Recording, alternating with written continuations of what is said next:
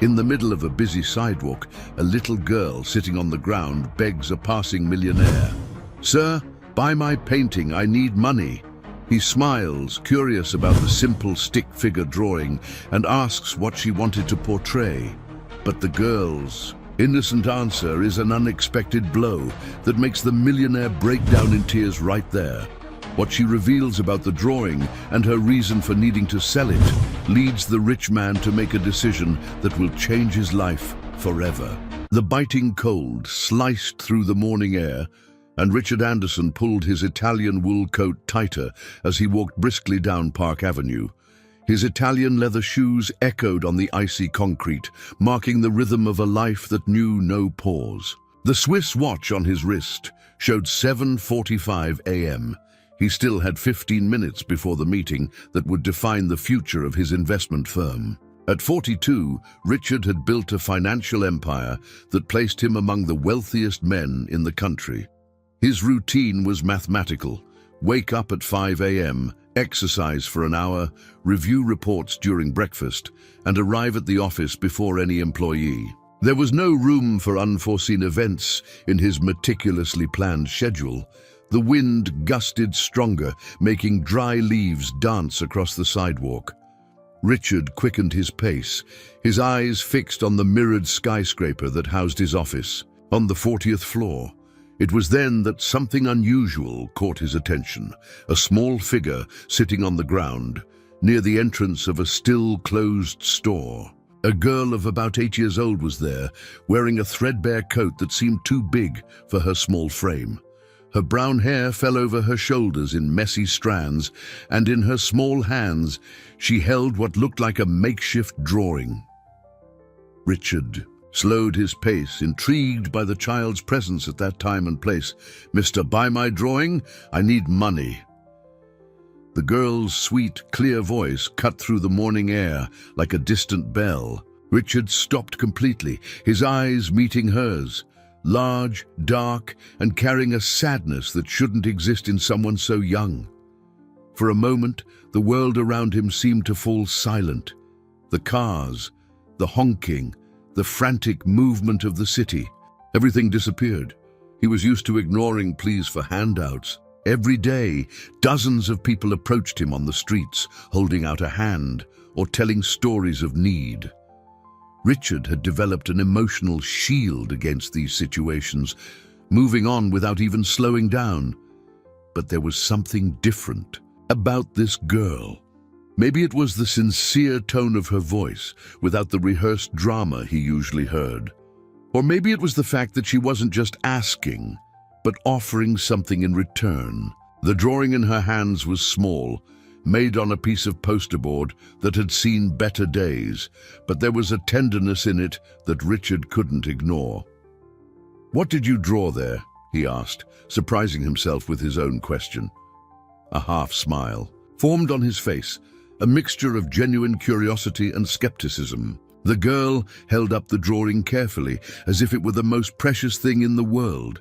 It was a simple drawing made with colored pencils that had lost much of their intensity. Colorful stick figures formed 4 shapes: a man, a woman, a child, and a shorter, older woman.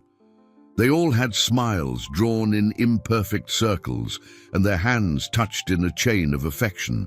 "This was my family," the girl said, her voice carrying a weight that made Richard's chest tighten. "Before there was Daddy, Mommy, me, and Grandma. But now I only have Grandma, and she's very sick. I need money to buy her medicine." The child's words fell on Richard like stones in a calm lake, creating ripples that spread to every corner of his soul. He felt a lump form in his throat, a long-forgotten sensation that caught him completely off guard. In that simple stick figure drawing, in those words spoken with such innocence and pain, Richard recognized something he had tried to bury in the depths of his memory. His own story, his own childhood. Richard remained motionless for a few seconds. That felt like an eternity, the girl's drawing still before his eyes. The stick figures danced in his vision, awakening memories he had locked away with 7 keys somewhere dark in his mind. Grandma Carmen, the smell of medicine, the sleepless nights, listening to the difficult breathing of the only person left in his life. "How much do you want for the drawing?" he asked, his voice coming out hoarser than he intended. The girl's eyes lit up with a timid hope. $10, mister. It's just for Grandma's medicine, I promise. $10. Richard spent more than that on a cup of coffee at his favorite cafe. He took his wallet from the inner pocket of his coat, an automatic movement he made dozens of times a day. But when his fingers touched the bills, something made him hesitate. It wasn't the amount, it was the meaning behind it. "What's your name?" he asked, crouching down to be at her level. "Isabella, and Grandma's name is Mrs. Eleanor." The girl smiled, a smile that lit up her face, despite the sadness she carried. "She taught me to draw. She says when you draw with love, people can feel it." Richard swallowed hard. Mrs. Eleanor had taught him the same thing so many years ago. When he drew with charcoal on the walls of the shack where they lived, she never scolded him. On the contrary, she always said that drawing was a way of speaking with the heart. "Is your grandma in the hospital?" he asked, handing Isabella a $50 bill. The girl's eyes widened, looking at the bill as if it were a treasure. "No, mister, she's at home, but she coughs a lot and can't get up. The man at the pharmacy said the medicine costs $40, and I'd only managed to sell 2 drawings this week." Richard felt a pang in his chest. He remembered when he was 9, running around the city, trying to sell homemade cookies that Grandma Carmen made to get money for her medications. People passed by him as if he were invisible, just like he himself did every day now. "Keep the change," he said, standing up, and he hesitated for a moment. "Take care of yourselves, okay?" Isabella nodded, clutching the money to her chest. "Thank you, mister. Grandma will be so happy. She always says good people still exist in the world." Richard walked towards his building, but with each step, he felt as if he were moving away from something important. He entered the elevator, pressed the button for the 40th floor, and watched the numbers climb. 40 floors away from that. Girl's reality.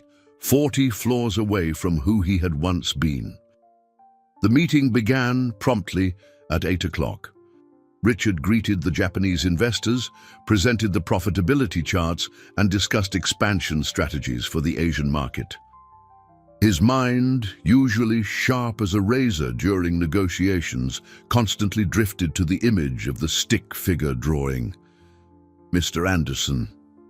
His partner Michael's voice brought him back to reality. "The gentlemen are asking about our social responsibility policy." Richard blinked, reorganizing his thoughts. Social responsibility. He had created a foundation years ago, more for tax reasons than genuine social concern. Occasional donations, charity events attended by the New York elite, all very well documented for the press. "Of course," he replied, going on autopilot. "Our foundation has been investing in educational projects." But as he spoke, his mind was elsewhere. He was thinking about an 8-year-old girl sitting on the cold ground, selling drawings to buy medicine.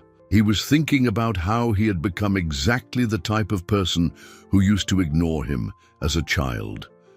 The meeting ended successfully. New contracts, new millions in his account. But for the first time in years, Richard wondered if he had truly succeeded in life. The next 3 days were a silent torture for Richard. He tried to maintain his usual routine, meetings, reports, decisions that moved millions, but the image of Isabella and her stick figure drawing wouldn't leave his mind. During meals at 5-star restaurants, he thought of the girl. Amidst corporate presentations, he saw her hopeful smile. Even in his luxurious penthouse, surrounded by works of art that cost more than many people would earn in a lifetime, he felt haunted by the touching simplicity of that drawing. On Wednesday morning, Richard woke up earlier than usual. It was 5 o'clock when he found himself sitting on the balcony of his apartment, watching the still sleeping city. The coffee steamed in the cup in his hands, but he didn't even remember making it. His mind was completely absorbed by an unease he couldn't name. He decided to go for a walk, something he hadn't done in years.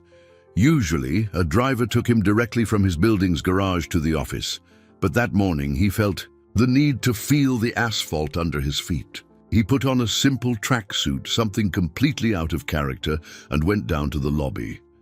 "Good morning, Mr. Anderson," greeted Robert, the doorman who worked the night shift. "Out early today?" "Just going for a walk," Richard replied, surprised to realize he had never paid attention to the name of the man he'd seen every day for 5 years. Robert smiled. "That's good, sir. Sometimes we need to breathe a little, right? My granddaughter always says walking is good for the heart." Granddaughter. Richard nodded politely and left, but the word echoed in his mind throughout his walk. How many people around him had grandchildren, children, families waiting for them at home? How many stories had he never bothered to learn? Without consciously realizing it, his steps led him back to Park Avenue, to the exact spot where he had met Isabella. The spot was empty at that hour, just a few dry leaves dancing in the wind. Richard stood there for a few minutes, trying to understand why he had gone there. "She usually shows up around 7:30, a voice said behind him. Richard turned and saw a middle-aged man in a city sanitation uniform leaning on a broom. His eyes were kind, but they held the mark of someone who had seen a lot of suffering in life. "How did you know Richard began. "I saw you talking to Isabella a few days ago. It's not common to see someone like you stopping to talk to her." The man didn't say it judgmentally, just as a statement of fact. "I'm John. Been cleaning this area for 15 years. Richard introduced himself, feeling strangely uncomfortable with his own formality. "The girl, does she come here every day?" "Almost every day," John confirmed, resuming his sweeping. "Poor thing. Her grandma really is very sick. I often see Isabella rushing to the pharmacy with the few coins she earns. Hard-working girl, never seen her actually begging, always has some drawing to offer." "And where do they live?" Richard asked, trying to sound casual. John stopped sweeping and looked at him intently. There was something in his eyes Richard couldn't decipher, perhaps suspicion, perhaps hope. "Over in Hope Creek, on the south side, a humble little place, but Mrs. Eleanor always kept everything very clean and organized. A strong woman, that one. Worked in rich folks' houses, you know. But age and illness..." John shook his head sadly. Hope Creek. Richard knew the name. It was one of the most deprived communities in the metropolitan area, a place he had never set foot in, but which now exerted an inexplicable magnetic pull on him. "Thanks for the information," Richard said, taking a $100 bill from his pocket. "For your coffee." John looked at the bill and then at Richard. "No need, mister. But if you really want to help, Isabella will be here soon. She's the one who needs it." Richard put the money away, suddenly feeling small before the simple dignity of that man. He looked once more at the spot where Isabella used to sit and made a decision that would change everything. Richard cancelled all his meetings for that morning, something unthinkable in his rigid routine. Sitting in his office, he looked out the panoramic window at the city stretching to the horizon, but his thoughts were focused on a small shack in Hope Creek. The decision was made. He needed to see Isabella and her grandmother's reality. He called his driver, Charles, who had worked for him for 8 years. It had always been a strictly professional relationship. Good morning, good afternoon, precise addresses and silence during the drives. But that morning, when Charles arrived with the black Mercedes, Richard surprised himself by asking a question he had never asked before. "Charles, do you have a family?" The driver adjusted the rearview mirror, clearly surprised by the question. "I do, Mr. Anderson. A wife and 2 young children, And are they well? Do they have everything they need? Charles smiled into the rearview mirror. Thank God, yes. My job here allows me to provide a decent life for them. My boys go to a good school, and my wife managed to open a small bakery in our neighborhood. Richard nodded, feeling a twinge of something he couldn't identify. Envy, nostalgia. Today we're going to a different place. Hope Creek. Do you know it? I do, sir. It's a rough area, but there are good people there. May I ask the reason for the visit? Personal matter, Richard replied, ending the conversation. The drive to Hope Creek took over an hour in the city's heavy traffic. As they moved away from the financial district, the scenery changed drastically. The mirrored skyscrapers gave way to simple buildings. Paved streets turned into narrow, potholed roads. Richard watched everything through the window, feeling like a foreigner in his own city. When they reached the entrance to the community, Charles parked the car and turned to Richard. Sir, with all due respect, but the car draws a lot of attention. Here, maybe it's better if I accompany you. Richard accepted the suggestion, realizing that his own attire, Italian suit and leather shoes, also marked him as an intruder in that environment. They walked through narrow alleys, passing simple houses where children played in doorways and women chatted while hanging clothes on lines. They asked a few people for Mrs. Eleanor, and everyone knew the old lady and her granddaughter. A middle-aged woman in a floral apron and a welcoming smile offered to show them the way. Eleanor's a dear soul here, she explained as they walked. Always helped everyone when she could. Now that she's sick, the community tries to give back, but everyone has their own struggles, you know? They arrived at a small wooden and masonry shack, painted a faded blue. There was a small garden in front, well tended despite the simplicity, with a few flowers that defied the poverty of the soil. It was exactly as John had described, humble but clean and organized. Richard hesitated at the door, feeling his heart race. What would he say when he met her? How would he explain his presence there? Before he could organize his thoughts, he heard a weak voice coming from inside the house. Isabella, honey, are you back?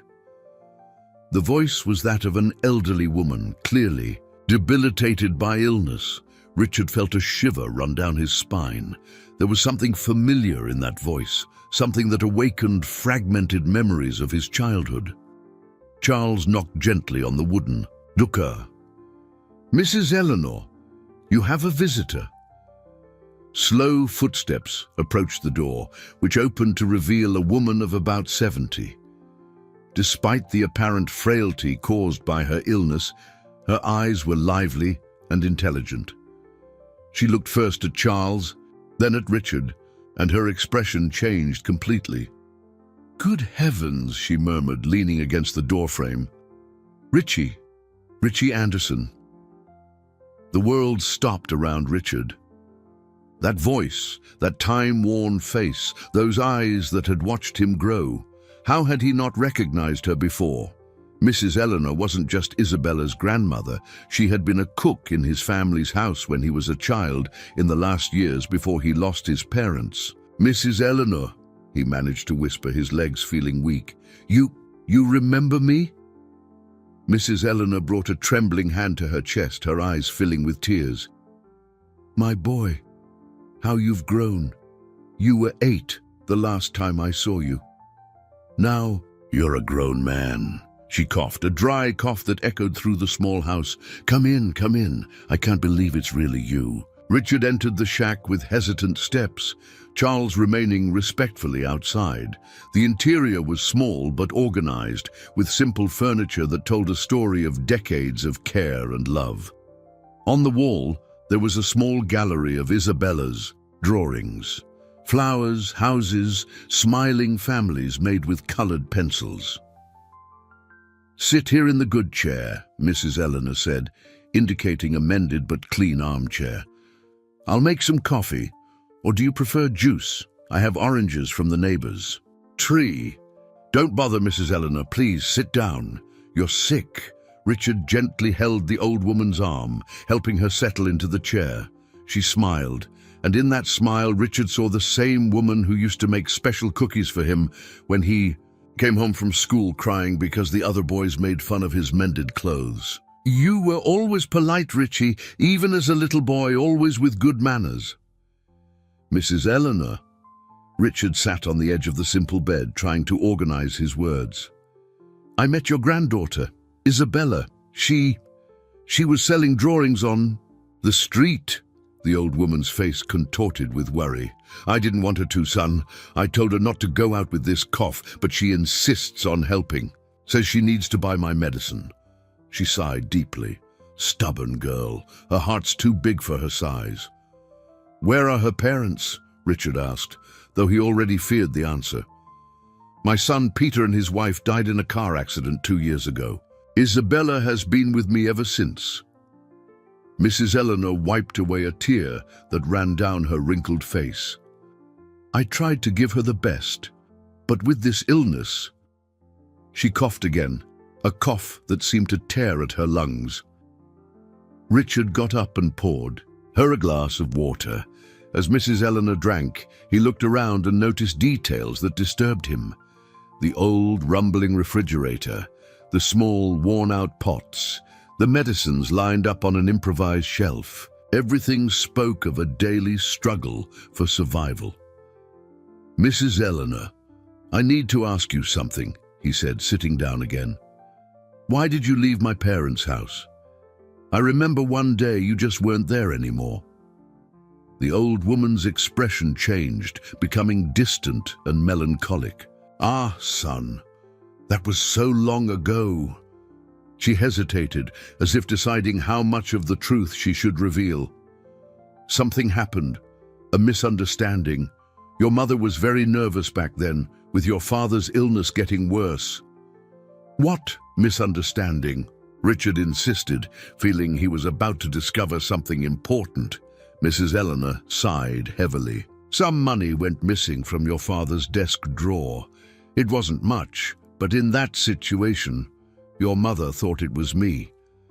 I tried to explain I'd never do such a thing, that I'd always worked honestly, but—" She shook her head sadly. "It was no use. I was fired the same day, couldn't even say goodbye to you." Richard felt as if he'd been punched in the stomach. He vaguely remembered that period, his mother screaming, his father growing weaker in bed, the tense atmosphere in the house, and Mrs. Eleanor, who always comforted him with her stories and cookies, simply disappeared from his life. "But I know who took that money," she continued, lowering her voice. "I saw your cousin Claudia leaving the study that day, looking very nervous, but who would believe a maid over a family member? Claudia." Richard remembered her perfectly. His mother's sister's daughter always had drug problems. She had spent a few months at their house during that turbulent period, and Mrs. Eleanor had been unjustly blamed and fired for something she didn't do. "Mrs. Eleanor, he began, but was interrupted by the door opening. Isabella ran in, breathless and with cheeks red from the cold. She stopped suddenly when she saw Richard, her eyes widening in surprise and joy. Mr. came to visit us," she exclaimed, running to hug him. Richard received her in his arms, feeling his heart tighten. The girl was even smaller than she seemed on the street, and he could feel how thin she was under the threadbare coat. "Grandma, look who came to see us. It's the mister who bought my drawing." Isabella snuggled into Richard's lap with the naturalness of a child who still believed in people's kindness. Her hair smelled of cheap soap, and her eyes shone with a genuine happiness that made his chest ache even more. "Mr. Grandma was so happy with the money you gave. We were able to buy the medicine and still have some left for bread," she said, showing a smile that revealed a new tooth coming in. "Grandma said good people like you are angels in disguise." Richard looked at Mrs. Eleanor, who watched the scene with teary eyes. The irony of the situation hit him with devastating force. Here he was, being called an angel by a family his own family had wronged decades ago. The woman who had been unjustly fired now saw him as a blessing, unaware that he bore part of the responsibility for her suffering. "Isabella, go wash your hands for lunch," Mrs. Eleanor said, sensing Richard needed a moment to process the information. The girl obeyed promptly, humming softly as she headed to the small bathroom. As soon as they were alone, Mrs. Eleanor leaned forward in her chair. "Richie, you're not to blame for what happened," she said, as if she could read his thoughts. "You were just a child, and your mother was desperate with your father dying and the bills piling up. But I could have done something when I grew up," Richard murmured, his voice heavy with remorse. "I could have looked for you. I could have found out the truth. And what would that change? The past is past, son. What matters is the present." She coughed again, placing a hand on her chest. "And now you're here. Maybe it's fate putting things right." Richard stood up and began to pace the small room, trying to sort through the whirlwind of emotions engulfing him. Guilt, anger, sadness, responsibility.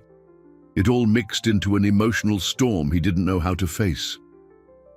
"Mrs. Eleanor, I want to help. I want to pay for private treatment for you, a better house, school for Isabella." The words tumbled out, full of urgency. The old woman's expression subtly hardened. "Son, I thank you from the bottom of my heart, but I can't accept charity. I've always worked for things, always had my dignity."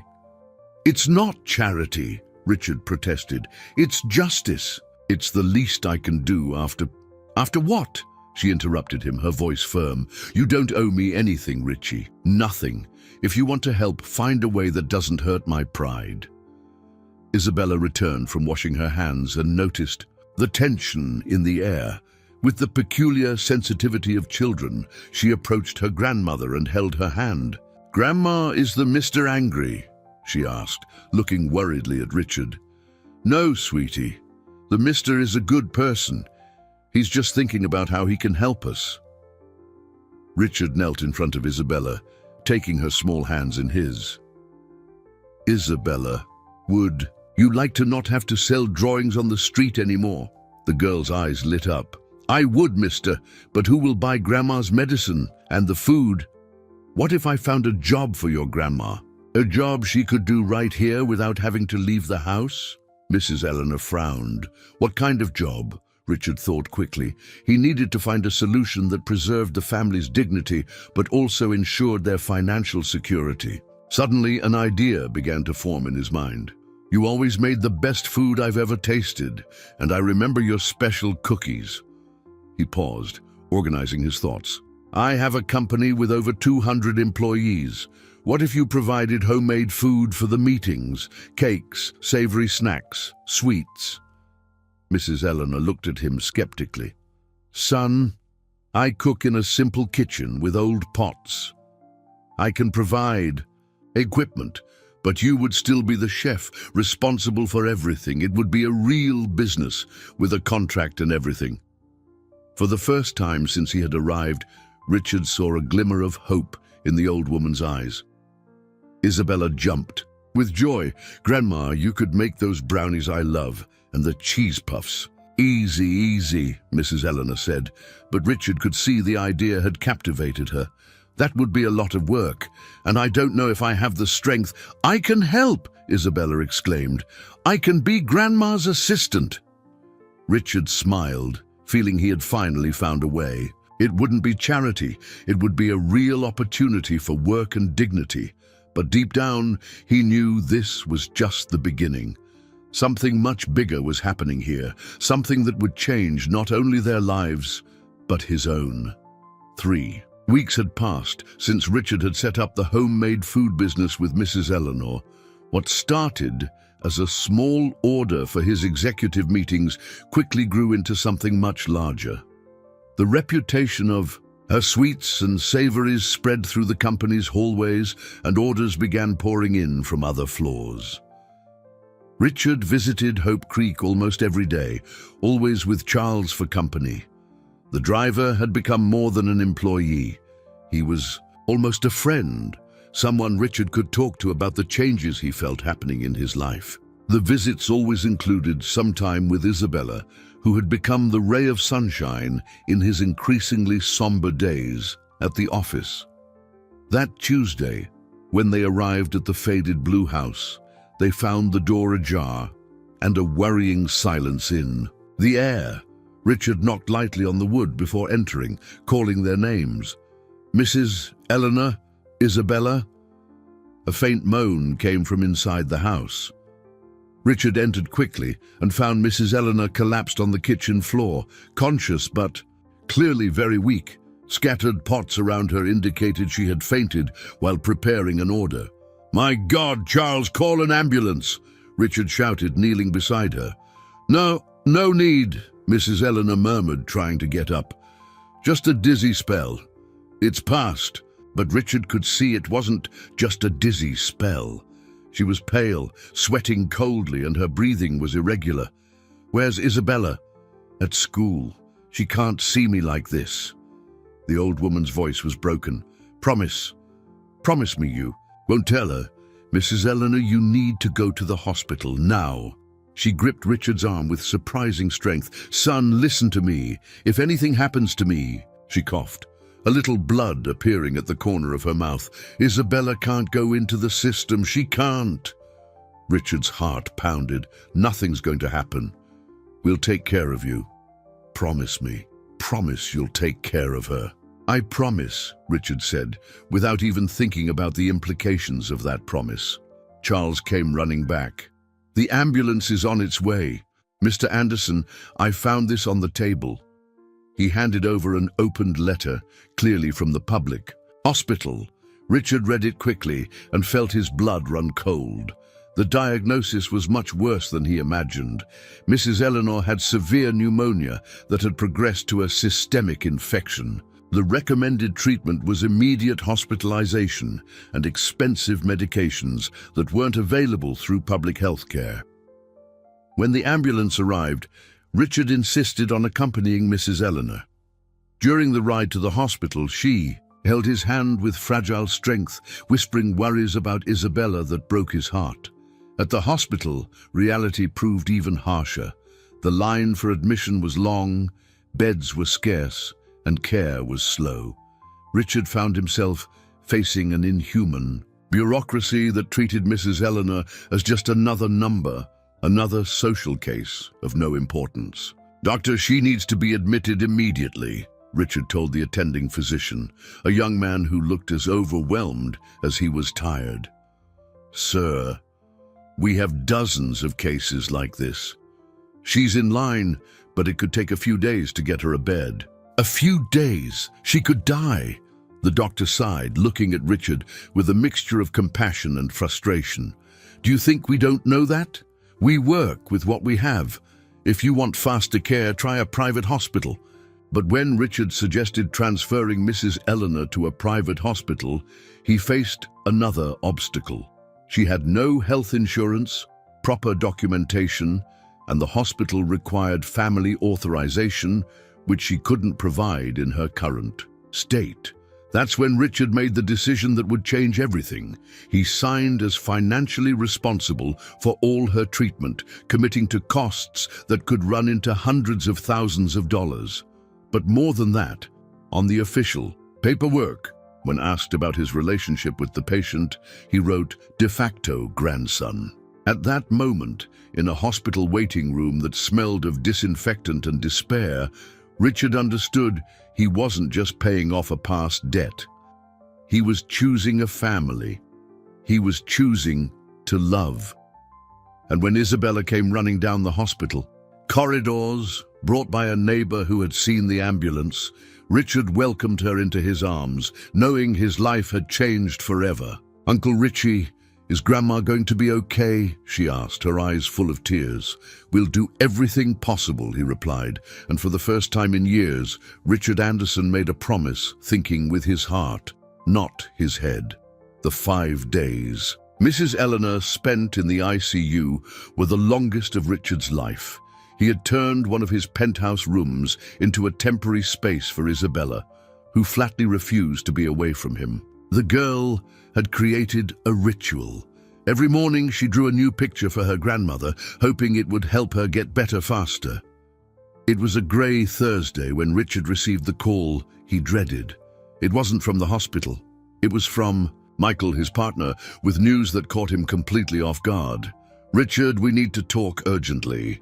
I'm coming up to your office now." Michael arrived accompanied by two men Richard recognized immediately, the company's lawyers. Their serious expressions made his stomach clench. "Richard," Michael began, sitting at the conference table uninvited, "we've received some disturbing information. Apparently, you've signed as legal guardian for a minor and an elderly woman with no kinship. So what?" Richard tried to keep his voice firm, but he sensed where this conversation was headed. "So this could be interpreted as an attempt at irregular adoption, or worse." Dr. Mendez, the older lawyer, leaned forward. "We received an anonymous tip suggesting your intentions might not be appropriate." Richard felt his blood boil. What kind of tip? A single, wealthy man approaching a child in a vulnerable situation, Dr. Mendez listed coldly. Taking her to live in his home, assuming parental responsibilities without legal authorization. "Are you insinuating that I—" Richard couldn't finish the sentence, such was his outrage. "We're not insinuating anything," Michael intervened, "but our investors are concerned. A scandal of this magnitude could destroy our reputation and the contracts we just signed." Richard stood up abruptly, walking to the window. Down below, the city continued its frenetic pace, indifferent to the drama unfolding on the 40th floor. "Who made this complaint?" "It was anonymous, but—" Dr. Mendez hesitated. "We suspect it came from someone close to your business circle, someone with access to detailed information about your recent activities." A terrible suspicion began to form in Richard's mind. Only one person had reason to want to harm him this way. "Frederick Castillo," he murmured. Michael confirmed with a nod. Fred Castillo had been Richard's partner years ago, before a turbulent separation that resulted in lawsuits and a rivalry that continued to this day. He always looked for ways to undermine Richard's business, but he had never stooped so low. "Richard, you need to step away from this situation," Michael said. "For the good of the company, for our employees, for the investments." "No." The answer came out firm, without hesitation. Richard turned to face the three men, and they could see a determination in his eyes they had never witnessed before. "I will not abandon Isabella and Mrs. Eleanor. I will not let malicious speculation destroy the only truly important thing that has happened in my life in years." "Richard, be rational," Dr. Mendez insisted. "We can arrange a suitable family. For the girl, a temporary home until what? Until she's forgotten in the system? Until she becomes another statistic?" Richard slammed his fist on the table. "You don't understand. This girl and her grandmother are my family now." The silence that followed was thick with tension. Michael exchanged glances with the lawyers before standing up. "Richard, as your partner and friend, I implore you, reconsider. We have 48 hours before this story leaks to the press. Fred is already mobilizing his contacts." After the three left, Richard was alone in his office, facing the toughest decision of his life. Across town, Isabella waited for him at his home, blindly trusting in his protection. In the hospital, Mrs. Eleanor fought her illness, unaware that the reputation of the man saving her was in jeopardy. Richard picked up the phone and called Charles. "Get the car ready. We're going. A home." When he arrived at the penthouse, he found Isabella in the living room, drawing another picture for her grandmother. She looked up when she saw him, and her innocent smile was like a stab to his heart. "Uncle Richie, I made a new drawing. This time I drew the three of us as a real family." He knelt beside her, looking at the drawing. 3 figures holding hands, smiling under a bright yellow sun. For a moment, Richard allowed himself to imagine that this simple happiness could last forever. But he knew the storm was just beginning. The news broke on Friday morning, exactly as Fred had promised. Richard woke up to dozens of missed calls on his cell phone, and a sensationalist headline splashed across the city's leading financial newspaper: Millionaire under investigation for alleged irregular adoption of minor. Isabella was still asleep in the next room when Richard read the full article. The text was carefully worded to insinuate without directly accusing, using terms like irregular situation, questions about motivations, and social concerns. His photo appeared next to an archive image of Hope Creek, creating a visual narrative that suggested opportunism. The phone rang. It was Dr. Mendez. "Richard, the situation has worsened. Child Protective Services wants an emergency hearing. They're questioning the legality of Isabella's temporary custody." "But I have all the documents." "Emergency documents signed during a medical crisis. Now they want a full evaluation. And there's more. Fred has filed a complaint with the DA's office, alleging you took advantage of the family's vulnerability." Richard felt the world spin around him. This is a witch hunt. It may be, but it's a witch hunt with public repercussions. The company has already received 3 calls from concerned investors, and Isabella? What about Isabella? She might have to go to a temporary shelter until this whole situation is resolved.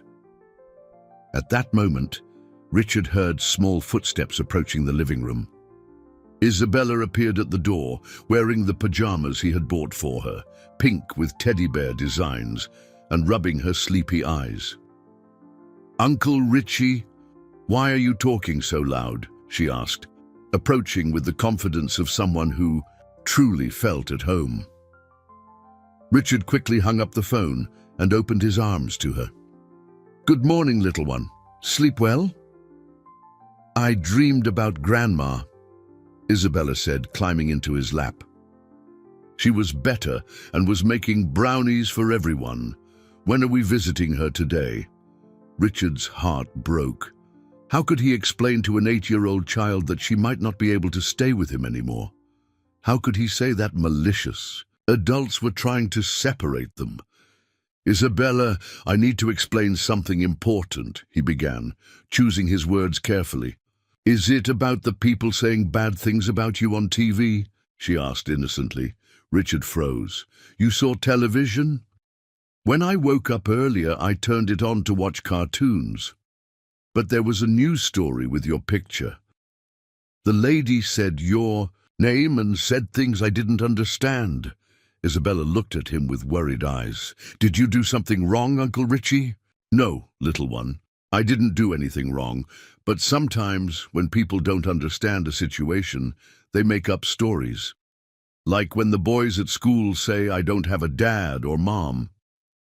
The simplicity of Isabella's comparison struck Richard like a lightning bolt. She had faced prejudice and misunderstanding before. She had dealt with people who judged her situation without knowing her story. "Exactly like that," he confirmed, hugging her tighter. "And what are you going to do?" "I'm going to fight for our family," Richard said, surprised by the firmness of his own voice. "I'm going to prove to everyone that we chose each other, and that's the most important thing in the world." Isabella smiled and kissed him on the cheek. "I'll fight too. I can draw you as a superhero." Later that day, when Richard arrived at the hospital to visit Mrs. Eleanor, he encountered a situation that shook him even more.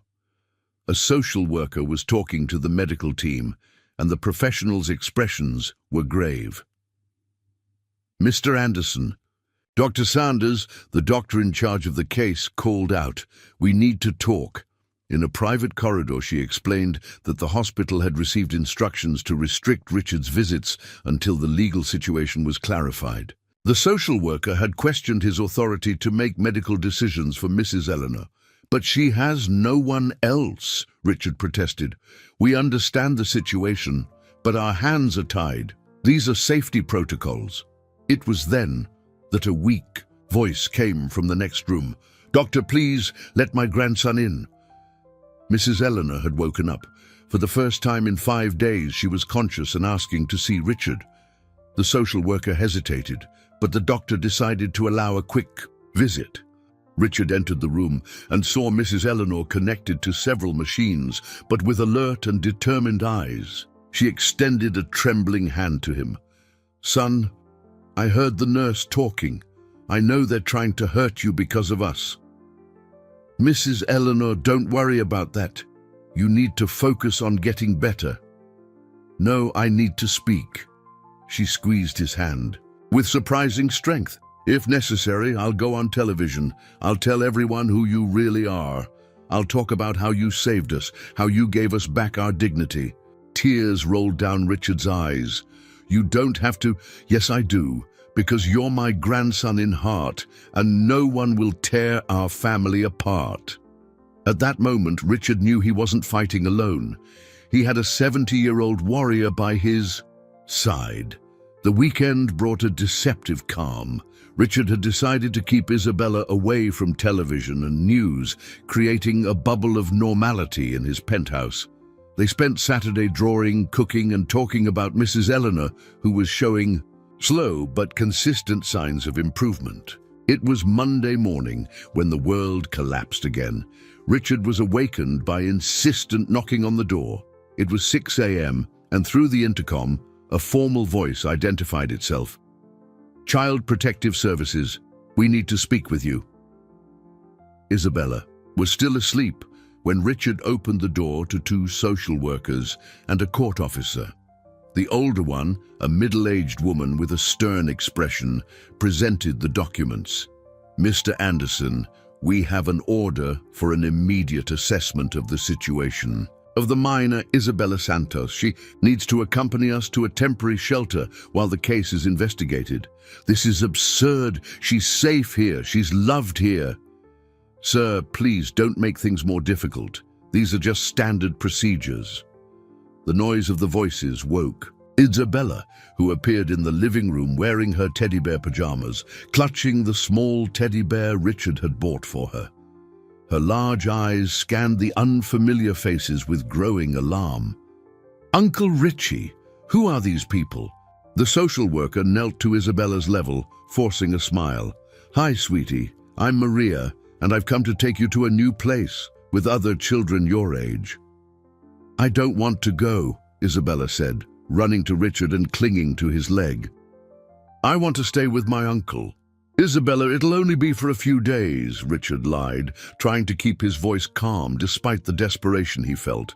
Until we sort out some annoying adult stuff. No, I don't want to, Isabella started to cry, clinging even tighter to him.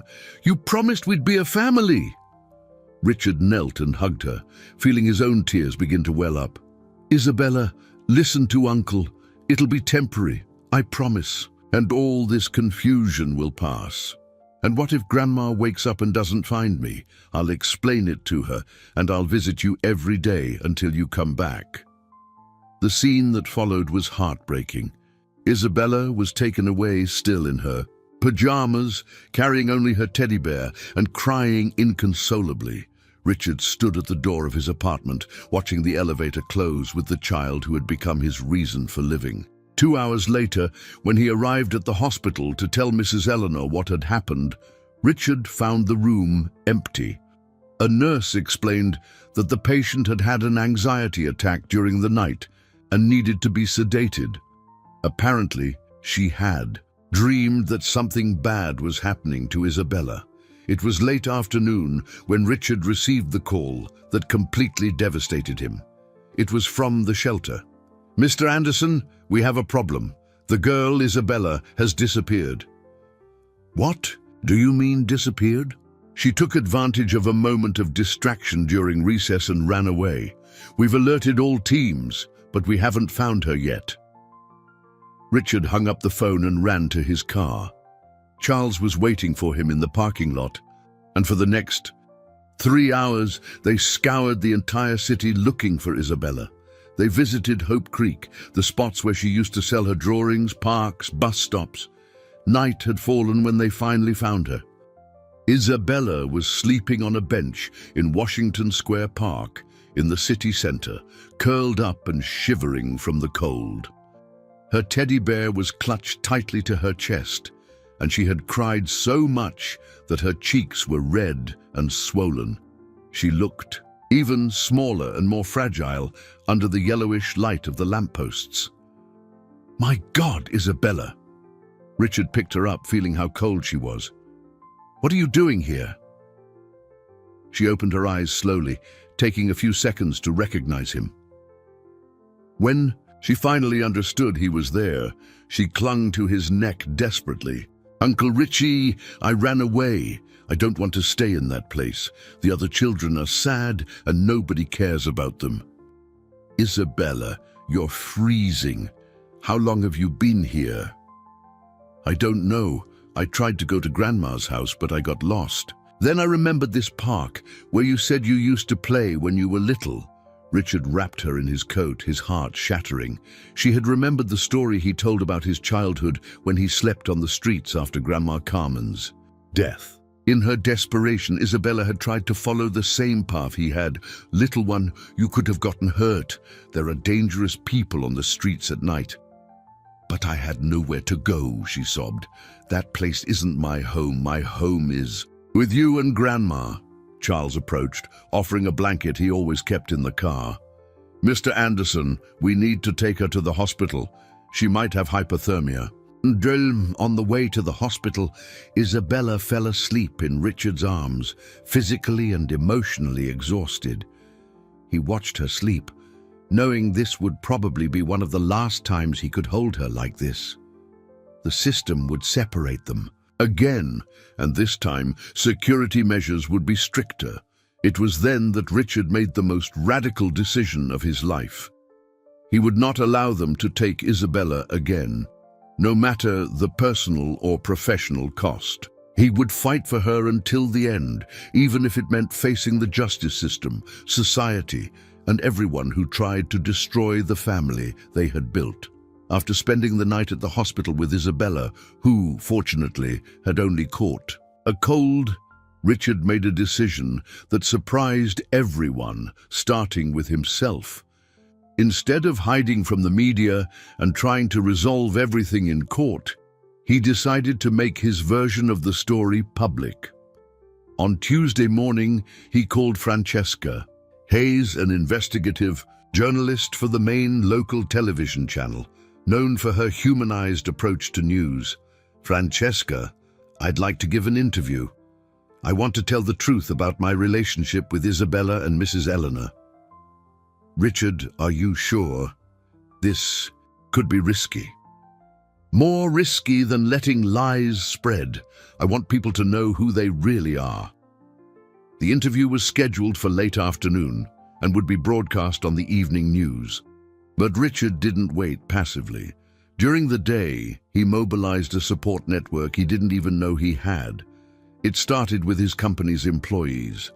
Maria, the receptionist who always greeted him politely, was the first to speak up when she learned of the situation. "Mr. Anderson, I followed everything from the beginning. I saw how you changed after you met Isabella. I saw how you became more human, you know." She paused, emotional. "My daughter is adopted too. I know what true love is between people who choose each other." Next was Robert, the night doorman, who offered to give a statement about how Richard had changed, how he now stopped to chat and always asked about his family. John, the street cleaner who had guided Richard that first day, showed up at the office accompanied by other workers from the area. "Mister, we've seen everything from the start. We saw how you truly care about those two." But it was Charles who brought the most touching surprise. During the afternoon, he arrived at the office accompanied by his wife Marlene and their 2 young children. "Mr. Anderson," said Marlene, a gentle woman with determined eyes, "my husband told me the whole story. I want you to know that our family is on your side." "Marlene, Let me finish. I have a small bakery, but I have contacts with other mothers in the area. We've organized a support chain. If necessary, we'll protest at the courthouse door. Charles's children, a 7-year-old boy and a 5-year-old girl, shyly approached Richard. "Mister," said the boy, "Daddy said you're sad because they want to take your little girl away from you."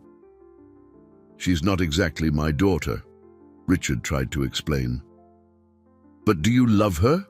asked the girl, with the simple wisdom of children. "Very much." "Then she is your daughter," she concluded, handing him a drawing she had made, a happy family with 3 people. In the afternoon, when Richard arrived at the hospital to see Mrs. Eleanor before the interview, he found a scene that deeply moved him. The room was full of people, neighbors from Hope Creek, some employees from his company, and even John. Mrs. Eleanor, sitting up in bed and visibly better, held a petition with hundreds of names. "Son," she said, her voice stronger than Richard had heard in weeks, "all these people want you to continue being Isabella's father. They want our family to stay together. How did you manage to organize all this?" "Marlene came by this morning," explained a neighbor from Hope Creek. "She told everyone the situation, and the news spread. People who didn't even know you offered to help. Because everyone recognizes true love when they see it," John added, "and that's what you have, true family love." Just then, Isabella came running down the hallway, accompanied by a social worker. The system had decided to allow her to visit her grandmother as long as she was supervised. "Grandma, Uncle Richie!" She threw herself into their arms and for the first time in days smiled genuinely. "My dear granddaughter," Mrs. Eleanor murmured, kissing the girl's face. "How are you?" "Sad, Grandma. I want to go home." "And you will, my love. We'll all fight for it." Richard looked around the room, seeing all those people who had mobilized for a family that wasn't traditional but was real. Workers, neighbors, employees, ordinary people who recognized something extraordinary in the love that united those 3. "Isabella," he said, kneeling to her level, "soon Uncle Richie will be on TV to tell our story, to tell how we met, how we chose each other. Are you going to say we're a family? I'm going to say we're the truest family there is. A family born from the heart." Isabella smiled and hugged him tightly. "So everything will be all right, right, Uncle Richie? Because when you truly love, everything always works out." Richard looked at Mrs. Eleanor, who nodded encouragingly, then at all the people surrounding them with support and affection. For the first time since all the turmoil had begun, he felt hope. When he left for the interview, he was no longer alone. He carried with him the love of a daughter of his heart, the wisdom of a second grandmother, and the strength of an entire community that believed in the transformative power of true love. The television studio had never seemed so intimidating to Richard. Under the intense light sitting across from Francesca Hayes, he took a deep breath and remembered Isabella's words. "When you truly love, everything always works out." Richard, Francesca began, her voice professional yet warm. "Much has been said about your relationship with Isabella Santos. I'd like you to tell us, in your own words, how it all began." Richard looked directly at the camera, imagining all the people who would be watching, especially those who truly mattered. "It all started with a stick figure drawing," he said, and his voice came out firmer than he expected. For the next 20 minutes, Richard told the complete story. He spoke about meeting Isabella on Park Avenue, about recognizing his own childhood in her sad eyes, about discovering that Mrs. Eleanor had worked in his home and been unjustly fired. "Many people are questioning your motivations," Francesca interjected. "How do you respond to accusations that this might be a publicity stunt or worse, something inappropriate?" Richard felt anger rise, but he controlled himself. "Francesca, whoever says that has never seen Isabella drawing at my kitchen table at 7 in the morning, humming as she gets ready for school. They've never seen her cry because she misses her grandmother or smile when she manages to make an especially beautiful drawing." His voice trembled slightly. "Whoever says that has never felt what it's like to have a child call you dad for the first time, even knowing you don't share blood. And what about the legal aspects, the adoption process?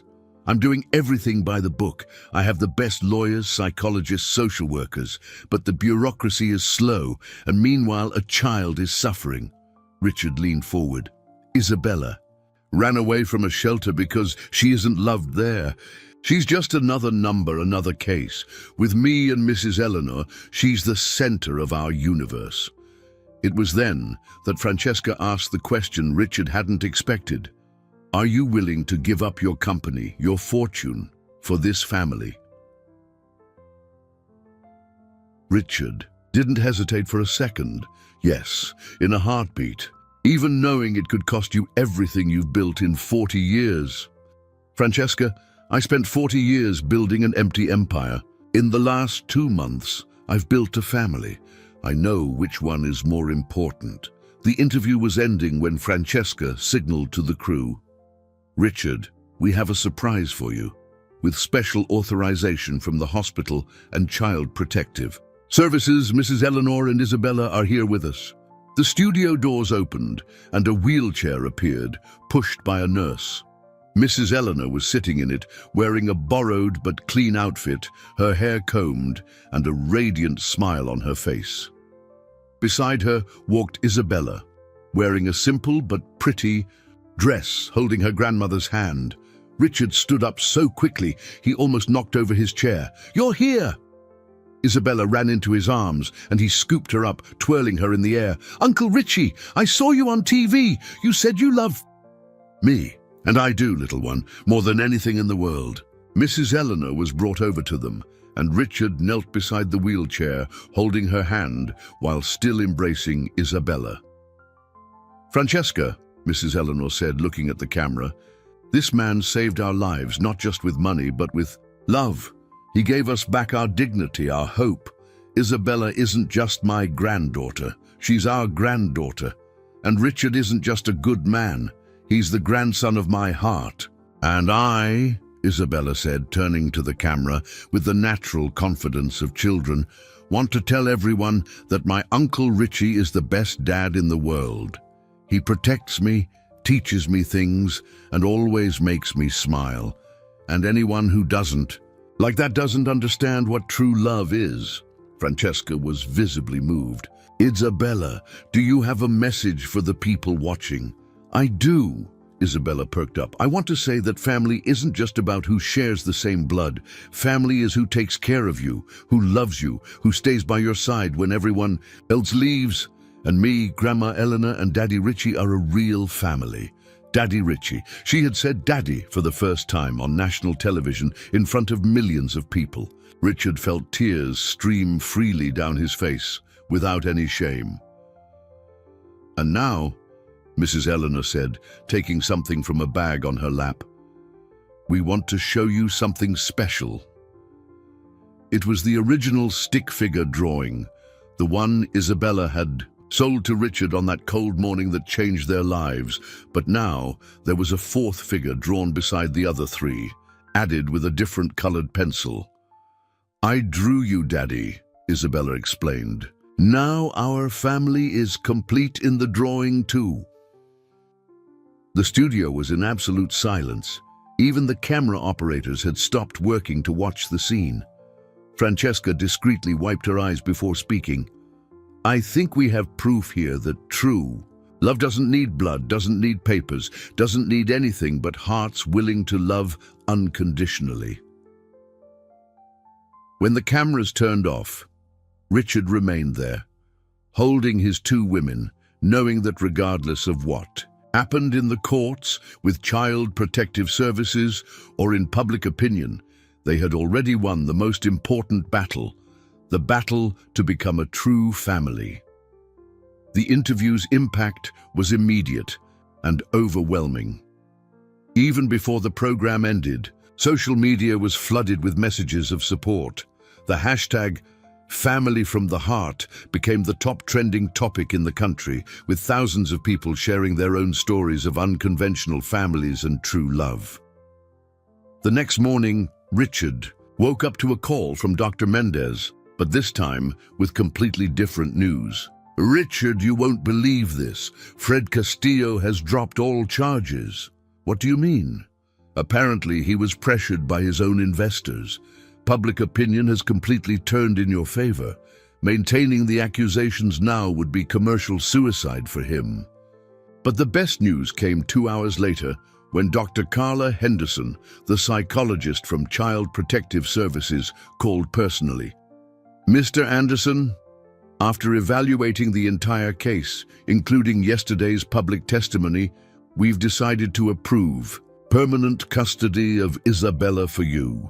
The reports are unanimous. She is emotionally stable, developing appropriately, and has clearly established healthy emotional bonds with you and Mrs. Eleanor." Richard had to sit down. "Does that mean—" "It means Isabella can go home today, and the official adoption process can proceed without further obstacles." When Richard arrived at the hospital to pick up Mrs. Eleanor, who was finally being discharged, he found a crowd of journalists at the entrance. But these weren't the same aggressive reporters from previous days. Francesca Hayes was there, along with other reporters who wanted to cover the family's reunification. "Richard," Francesca called out when she saw him, "how does it feel knowing Isabella is officially in your custody?" "I feel complete," he replied, smiling genuinely for the first time in weeks. "I feel like I finally understand the true meaning of wealth." Inside the hospital, Mrs. Eleanor was sitting on the bed, packing the few personal belongings she had brought. She was visibly stronger, and the sparkle had returned to her eyes. "My grandson," she said when she saw him enter. "I'm ready to go to our home." "Our home," Richard repeated, savoring the words. "Mrs. Eleanor, I want to propose something. How about we move out of Hope Creek? I found a beautiful house with a yard for Isabella to play in, a spacious kitchen for you, and comfortable rooms for all of us." Mrs. Eleanor looked at him carefully. "Son, as long as it's not out of pity or guilt from the past." "It's not pity nor guilt, it's love. It's family taking care of family." She smiled and nodded. "Then I accept. But on one condition. I want to continue cooking for your company. I like to feel useful." "Of course. In fact, your goodies have become so famous, I'm thinking of expanding the business. How about Grandma Eleanor's kitchen?" When they left the hospital, Isabella was waiting for them at the door, accompanied by the social worker who had become her ally.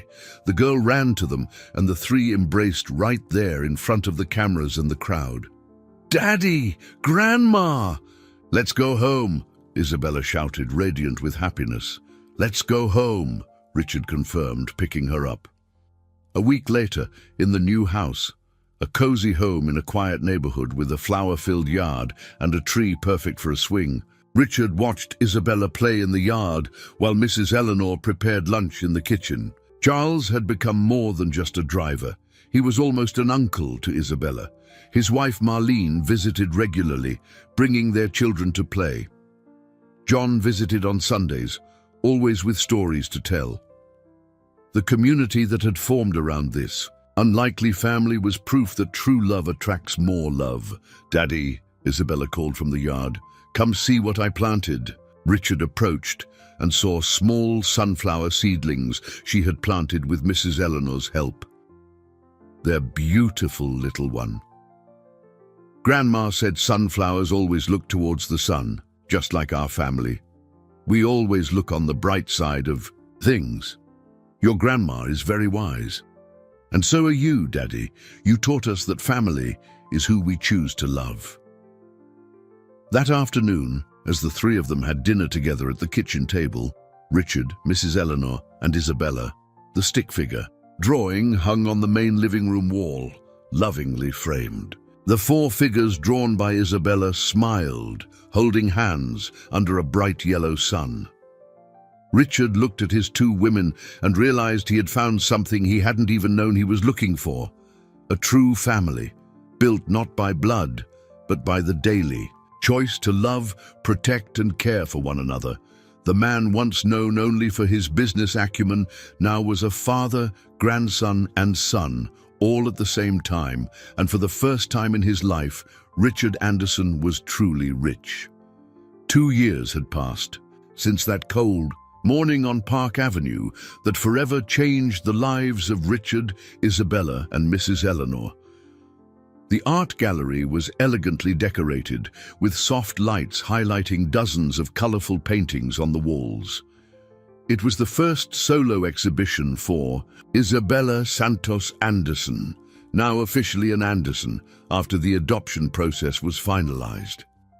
Richard adjusted his tie, as nervous as if he were the artist of the night. At 44, he had discovered that being a father was infinitely more challenging and rewarding than running a multinational corporation.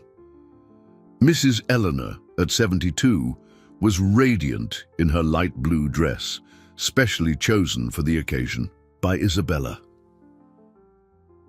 "Daddy, do you think people will like my drawings?" asked Isabella, now 10 years old, adjusting the red dress she had chosen for her big night.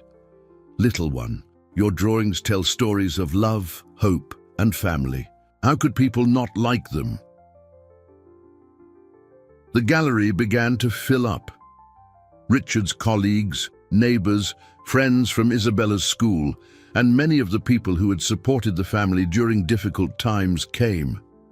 Charles and Marlene arrived with their children, now inseparable friends with Isabella. John showed up wearing his best suit, a proud smile on his face. Francesca Hayes, who had become a close family friend, circulated through the gallery documenting the event for a year-end special on stories of resilience. "Richard," she said, approaching with her crew, "how does it feel seeing Isabella exhibiting her work?" "I feel like any proud father," he replied, watching Isabella excitedly explain her drawings to a group of visitors. "But there's something special about this. All these paintings tell the story of our family, of our journey." And it was true. The gallery walls displayed Isabella's artistic evolution, but also the emotional evolution of a family. There was the original stick figure drawing, now accompanied by an explanatory plaque telling its story. Beside it, more recent paintings showed the same family, now in a house with a yard, surrounded by friends, neighbors, and much love. One of the most touching paintings showed 3 people visiting a cemetery. Richard had taken Isabella to visit the graves of her biological parents, and she had drawn the moment they laid flowers and told their memories about the new family that had formed. "Grandma," Isabella called, approaching Mrs. Eleanor, "tell Aunt Francesca about your new project." Mrs. Eleanor smiled, still a little shy with the cameras. "Well, Grandma Eleanor's kitchen has grown so much that we now have a small factory. We employ 15 women from Hope Creek, all mothers who needed to work close to home." "And it doesn't stop there," Richard added. "We've just opened the second location. Mrs. Eleanor has become a successful businesswoman." "Oh, my grandson exaggerates," the old lady said, laughing. "I just do what I've always done. Cook with love. The difference is that now I can help other families too." The most emotional moment of the evening arrived when Isabella climbed onto a small, improvised stage to talk about her art. With the confidence of a loved and supported child, she held the microphone and looked at the audience. "Good evening, everyone. I want to thank everyone who came to see my drawings. Each painting here tells a little piece of my story, of our story." She pointed to Richard and Mrs. Eleanor. "When I was little and sold drawings on the street, I didn't know that one day I'd have a real family and an exhibition in an elegant gallery. The audience applauded, and Isabella continued. But the most important thing I learned is that family isn't just about who you're born with. Family is who chooses to stay together on happy days and sad days. It's who loves you, even when you make art with paint on the living room carpet. She looked mischievously at Richard, who laughed along with everyone present. I want to dedicate this exhibition to everyone who believes that love can transform lives, and especially to my daddy Richard and my grandma Eleanor, who taught me that when you draw with love, people can feel it. Tears streamed freely down Richard's eyes. He remembered that morning 2 years ago, when a small girl had touched his heart with a simple drawing and a story of need. Now, she stood there, a recognized artist, a beloved daughter, a confident and happy girl. After the event, when they returned home, the three of them sat in the living room for the nightly ritual they had developed, hot chocolate and conversation about the day. The original stick figure drawing was there on the wall, surrounded by happy family photos. "Daddy," Isabella said, snuggled between Richard and Mrs. Eleanor on the sofa. "Did you know that when I first saw you, I thought you looked sad?"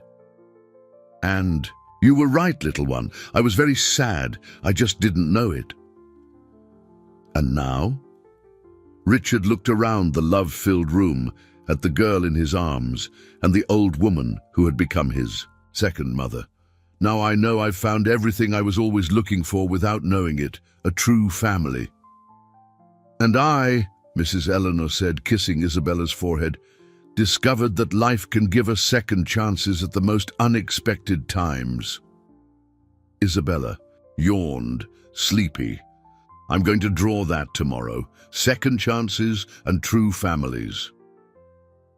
As Richard carried Isabella to her room, he paused before the stick figure drawing on the wall. There they were, 4 simple figures drawn by a child, representing the truest and most complete family he had ever known. From the orphaned boy who slept on the streets to the lonely millionaire, from the girl selling drawings for medicine to the recognized artist, from the unjustly treated and forgotten old woman to the respected businesswoman, they had all found in each other the redemption they hadn't even known they were seeking. And as the city slept outside, inside that house was a family that had chosen to love, care for, and protect each other, proving that the strongest bonds are not those of blood, but of the heart. The stick figure drawing would remain there, an eternal symbol that a simple act of kindness can transform destinies, and that true love always finds a way to flourish.